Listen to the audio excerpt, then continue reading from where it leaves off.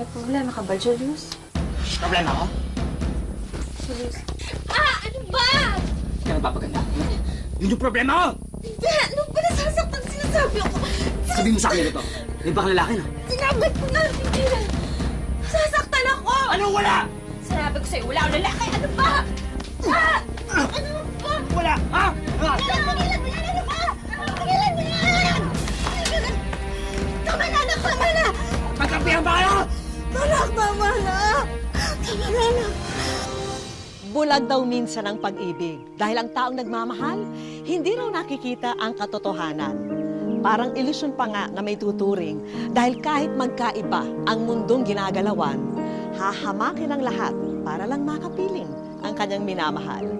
Magandang araw po mga kapuso, ako po si Vicky Morales at ito po ang wish ko lang. Tara, pigkawalan, malawag pa, walang kain pa, no? Pasok! Ay, anak, punta muna ako sa loob, kukunin ko yung paninda, ha? Diyan ka muna, ha? Sige, Oma. Ako Sige. bahala dito. O, bantayan mo yan. Malawag pa, walang kain pa po yan, no? Ay, sandali lang kuya ha. Ano yun? Pabili naman ng candy.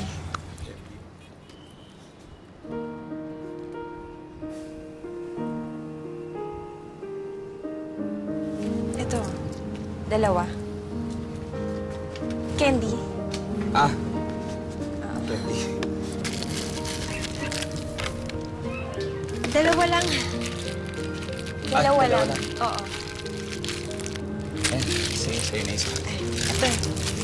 Salamat. Thank you, ah.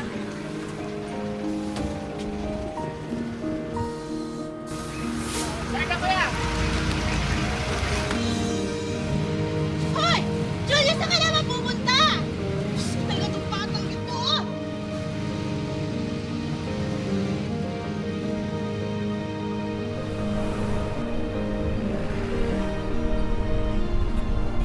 Ano? Yes. Excuse me.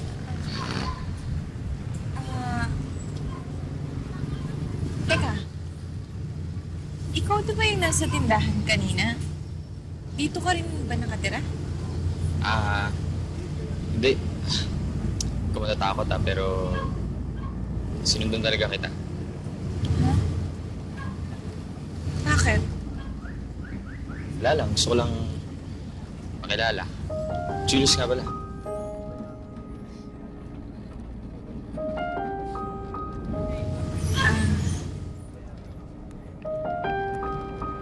Jocelyn. Salamat. Salamat dito ka ba nakatira? Oo. Sa kumbento. Siya. Muna na.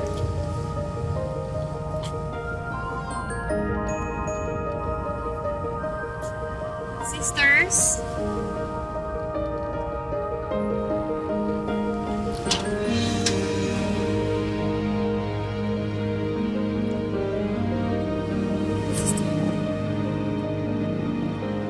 Yes!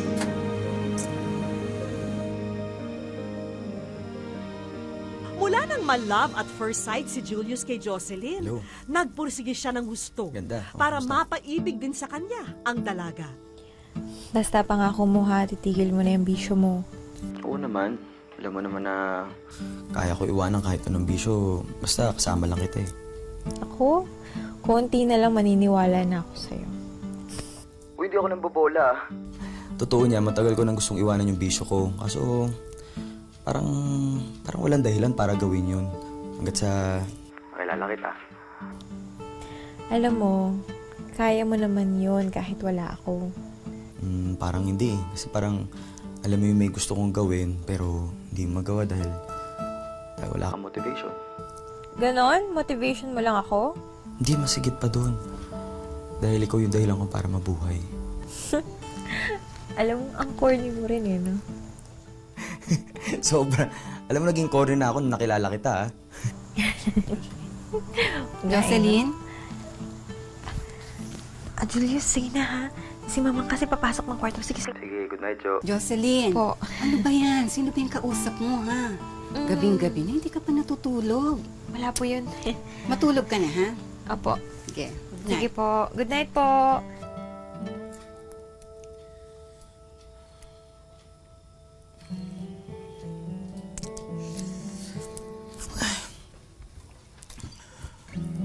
Sorry.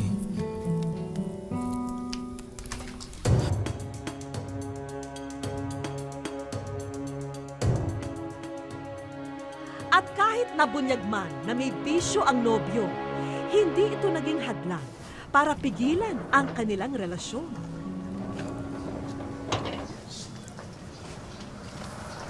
Ay, ganda. Ano ka ba? Julius, may makikita sa atin eh. Eh, ano naman ngayon? Hindi naman ako takot malaman ng mundo na girlfriend kita. Girlfriend ko si Jocelyn! Girlfriend ko si Jocelyn! Julius, tama na. Baka marinig tayo ng mga sisters. Eh, ano naman kung malaman nila? Handa naman akong harapin sila eh. Tsaka, kaya mo, papatunayan ko sa kanila na seryoso ko. Pakilala mo ko sa kanila.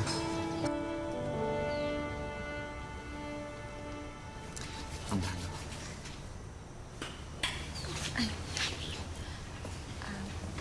Mamang, sister, si Julius po pala. Magandang araw po. Kung ganun, totoo pala yung mga naririnig kong kwento tungkol sa'yo na may nanligaw ko sa'yo. Mamang, tandaan mo ang usapan natin. Pag-uusapan natin ng maayos, hindi ba? Jocelyn, may gusto ka bang sabihin kay Mamang? Sorry po Alam ko po kasi magagalit kayo kapag sinabi ko po sa inyo eh. Alam mo naman palang magagalit ako. Bakit ginawa mo pa? Alam mo ba kung sino yung lalaking yan? May record yan sa polis. Addict yan. Maniwala po kayo. Nagbago na po talaga ako. Nagpunta kami sa presinto, dun sa lugar ninyo. At bago pa lang yung record mo, ng huling drug-related offense mo. Julius? Sorry, Jocelyn. Julius?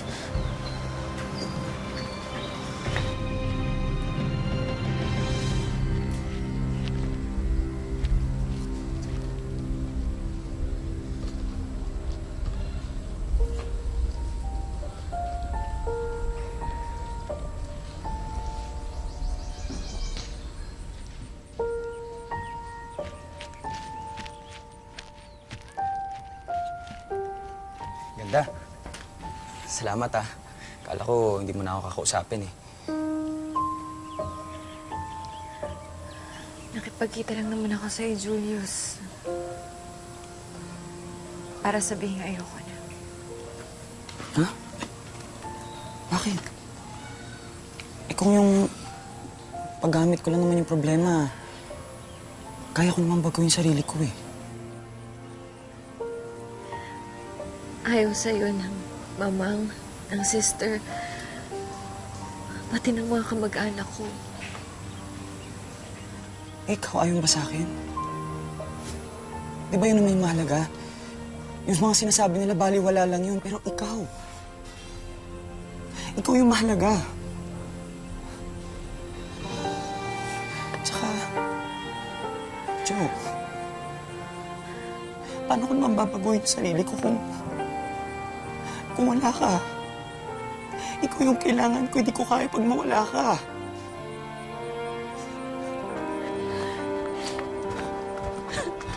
Joe, mahal na mahal kita, hindi ko kaya mawala ka sa buhay ko.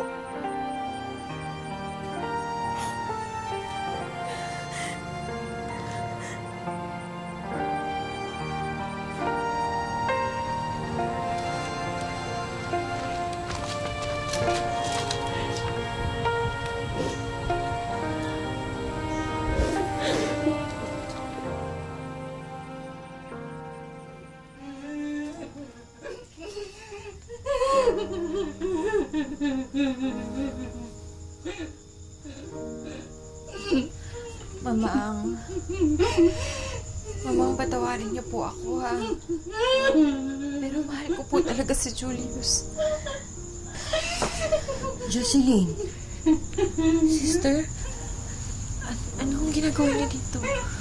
tinawagan ako ni Mamang. Aalis ka daw? Sasama ka na kay Julius? Nasa tamang edad ka na para magdesisyon sa sarili mo. Pero sana naman, Pag-isipan mo mabuti ito. Lulong sa droga si Julius. Alam mo yan. Sister, mahal ko si Julius. At alam ko na makakatulong ako sa pagbabago niya. Hindi ko siya pwedeng pabayaan.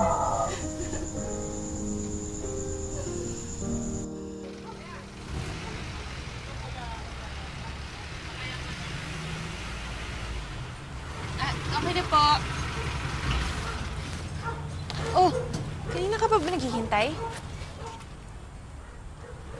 Sino ka mo? Ha? Sino? Hindi ko yun kilala. Nakatabi ko lang siya sa jeep. Katabi lang? Oo. Julius, ano ba? Ba't mo tinatabi ang girlfriend ko? Wala akong ginagawa! Julius, ano ba? Tama na! Julius, ano ba? Tama na! Ano ba? Tama na! Sino yan? Sasaktan ako!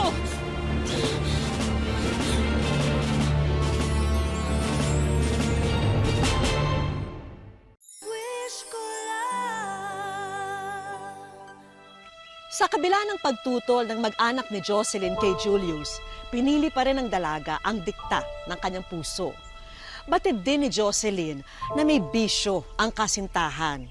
Pero naniwala siya na sa tulong niya ay kaya niyang mahinto ito. Ma!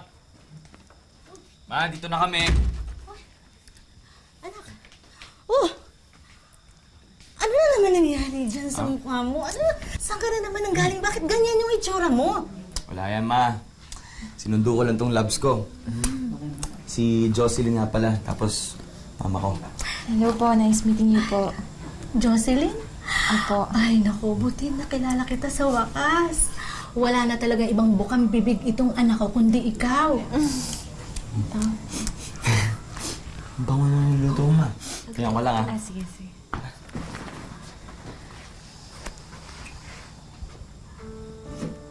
Maraming salamat ha sa pagtsatsaga mo sa anak ko. Alam ko na mahirap siyang intindihin. Pero, mabait naman siya. Yung bisyo lang talaga niya ang problema. Wag ko kayong mag-alala. Naniniwala po akong magbabago pa si Julius. Hindi ko ho siya susukuan. Salamat. Maraming salamat.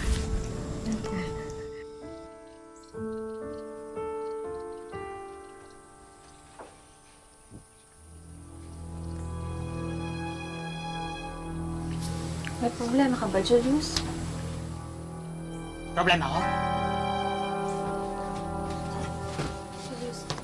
Ano ba? Nasasaktan ako! Bakit ka nagpapaganda? Ha? Yun yung problema ko! Tabit ko na! Nasasaktan ako! Anong wala? Sabi mo sa akin totoo. May lalaki ka na, ha? Ba't ka lumalati? Sinabi ko sa'yo, wala akong lalaki! Ano ba? Wala, ha? Ba't ka nagsisinungaling sa akin, ha? Sabi mo sa akin totoo, ha? Ano ba yan? Sino ang lalaki mo? Ha? Sino? Tigilan mo yan! Tama na, anak! Tama na! Magkampihan ba kayo? Anak, tama na! Tama na, anak. Kasi, may lalaki yan eh. Kaya ang tawag dito, ha? Ha? Eto, make-up ko, ha? Hindi ka nagpapaganda, ha? Eto! Akin ka lang! Tama na!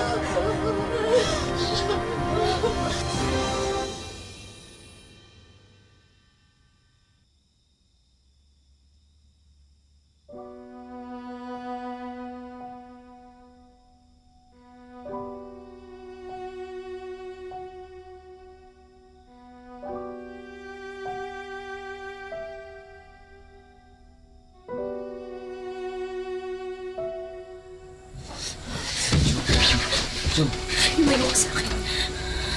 Jo, sorry na. Sorry ko talaga sinasadya. Hindi mo sinasadya. Sinakal mo ko, sinaktan mo ko, Julius. Jo, pasensya na. Hindi ka na ako mamatay. Pasensya na, hindi ko na uulitin. Hindi ko talaga sinasadya yun. Maniwala ka sa akin.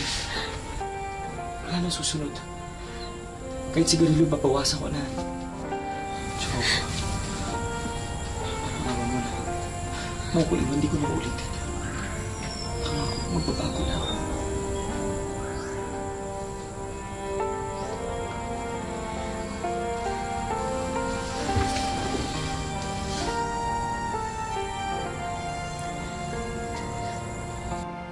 Naku, sister, buti naman ho nakadalaw kayo dito. Miss ko na po ang kumbento eh. Kamusta na po kayo? Pati po sila, sisters. Okay naman sila. Kinakamusta ka nga nila, syempre. Namimiss ka na din nila. Naku, miss na miss ko na rin po sila. Ikaw, Jocelyn, kumusta ka na? Nagbago na ba si Julius? Okay naman po.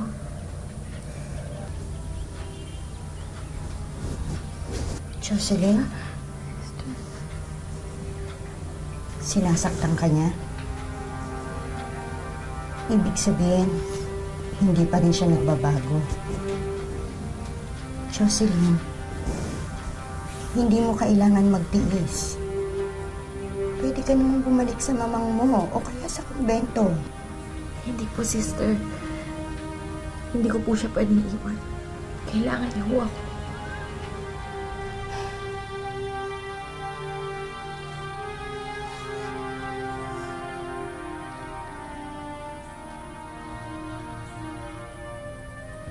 Ano po to?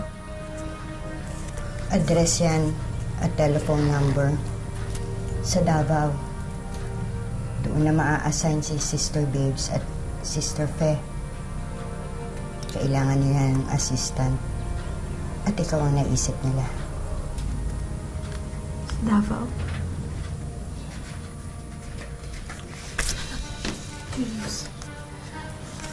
Ano to? Iwan mo ako? Gusto na lang sa akin, ha? Papatayin ko kayo lahat! Akin mo to, ha? Balis ka dito! Susulugin ko yung kumpleto nyo! Susulugin ko kayo lahat! Iwan mo ako?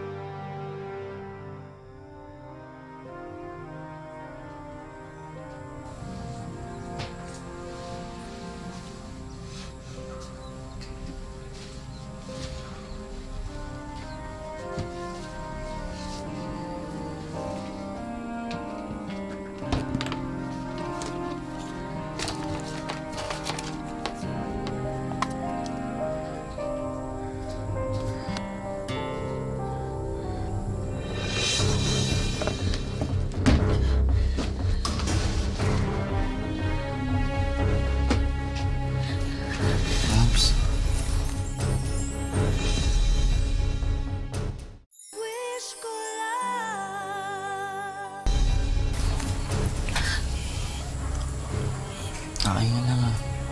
Ito magpapaganda. Love you.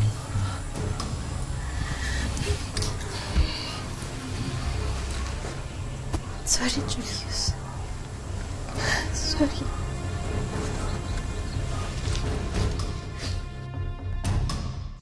Kahit mahal niya si Julius, tila natauhan si Jocelyn sa katotohanan na halos imposible siyang magbago. At dahil dito, mas pinili niyang umalis, lumayo at tapusin na ang kanilang relasyon. Pa, si Jocelyn, ito lang yung gamit yan. Nasaan siya? Ay, naku anak. Umalis na siya. Hindi niya nakayanan ang pagiging adik mo. Sumuko na siya sa'yo. Umalis na siya. Maglabas mo siya. Nasa si Jocelyn! Matagal siyang nagtiyaga sa'yo.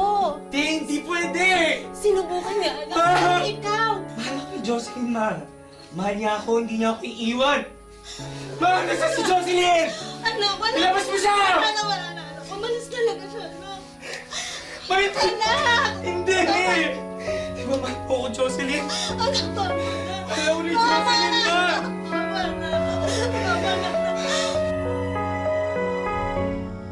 Dahil sa pag-alis ni Jocelyn, mas lumala ang pagkagumo ni Julius sa droga. Tuluyan na siyang napariwara at nagpalaboy-laboy na animoy wala nang pakialam sa buhay. Bagong dating ako ngayon dito. Nakaatado na. Umiso lang. Ayoko na yan. Dahil dyan, iwan ako ni Jocelyn. Iniwan ka. Sakto. Kailangan mo to para makalimot.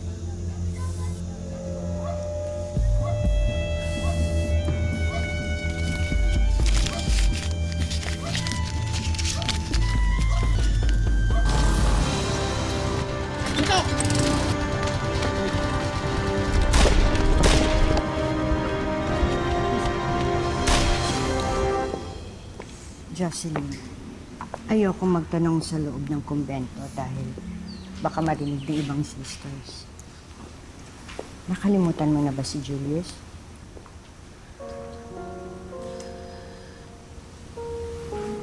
Sinusubukan ko po, sister. Jocelyn. Mama? Jocelyn, kailangan ka ng anak ko ngayon. Ano bang nangyari sa kanya? Nawala yung anak ko. Sagipin mo siya. Sister. Mama, hintayin niyo po ako dito. Kunin ko na po yung gamit ko.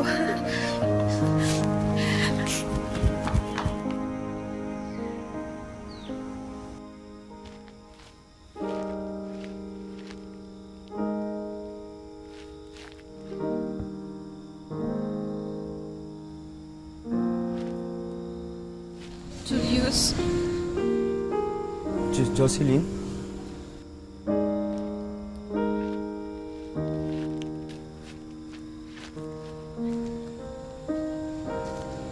Jocelyn, tawarin mo ako ha. Hindi ko na ulitin yun. At pinapangako sa'yo na mabago na ako. At gagawin ko lahat para hindi na ako magkaroon ng bisyo. Papalihap na ako. Mahal na mahal kita. I'm sorry. I'm sorry.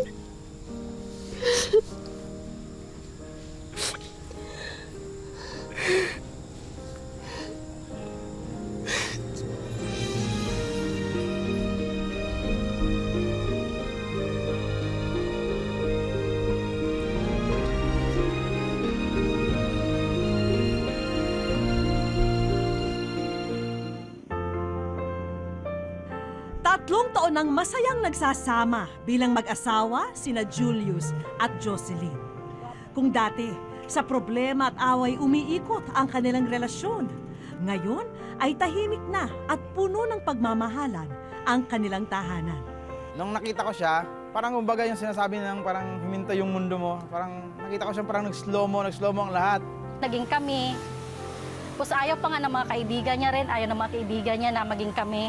So ako, hindi yun hadlang para sa akin na ibigin ko siya. Kasi alam ko naman na parang nakita ko sa kanya na mahal niya ako Pero tuluyang nagbago na raw si Julius. Sa katunayan, iba na ang dahilan kung bakit pumapasok pa rin siya sa rehab center. Ito ay dahil isa na pala siyang empleyado rito. House parent o taga-monitor siya ng kalagayan ng mga pasyente rito. Julius is very blessed that he has the wife, Jocelyn.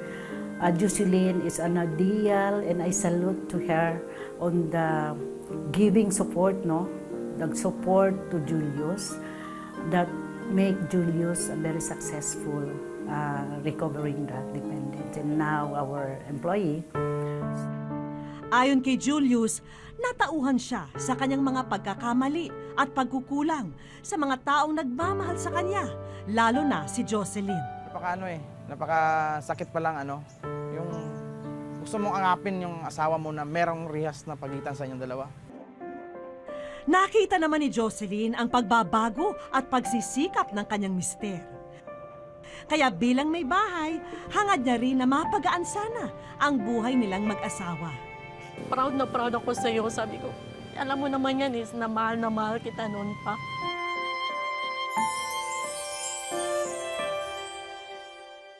Sa aming pagbabalik, Jocelyn and Julius, kayo ay nasa wish ko lang. Wish ko lang. sa araw na ito, sumama si Jocelyn sa kanyang mister sa pagpasok niya sa center. May ipapanood kasi kami sa kanila.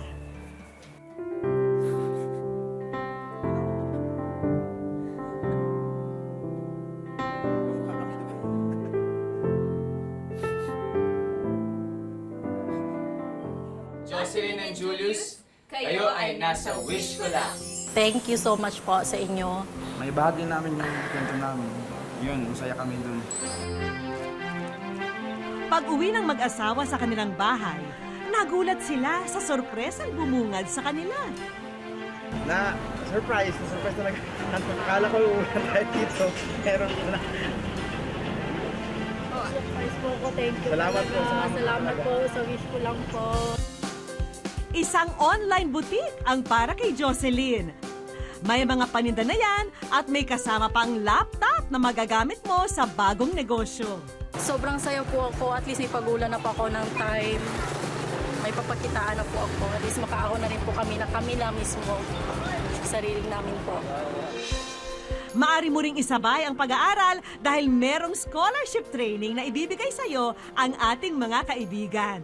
Jocelyn Marfil, nandito kami ngayon para ipagkaloob sa iyo ang scholarship grant para ikaw makapag-aral ng libre sa Arriesgado College Foundation Incorporated. Sobrang salamat po kasi binigyan niyo po ako ng pagkakataon na makapag-aral ulit. At ito namang savings account na may panimula ng laman ang para sa inyong mag-asawa. Ewan ko ba, hindi ko ma-explain kung ano yung nararamdaman ko po. Sobrang saya ko po talaga. Sobrang salamat po sa inyo. Sa wish ko lang. Nanatiling matatag ang pagsasama ni na Julius at Jocelyn dahil kumapit sila sa kanilang pagmamahalan na kayang isangga sa anumang problema sa buhay. Salamat po sa inyong pagsubaybay mga kapuso. Ako po si Vicky Morales para po sa Wish Ko Lang.